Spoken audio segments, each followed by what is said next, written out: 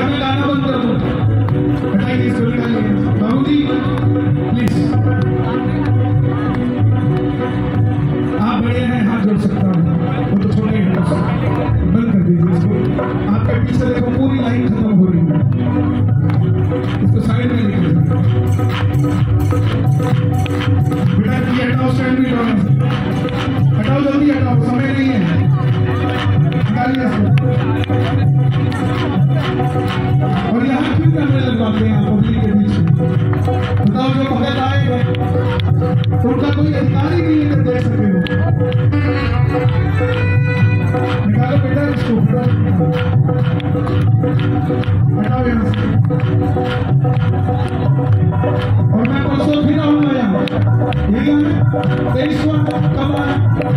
23 को आऊंगा यहाँ, 23 वाले भी बैठे होंगे। एक कीर्तन ऐसा भी कर लो जिसमें कैमरा ना हो, कोई तो करना ऐसा, बिना बैठने के बैठा नहीं डालता कोई नहीं।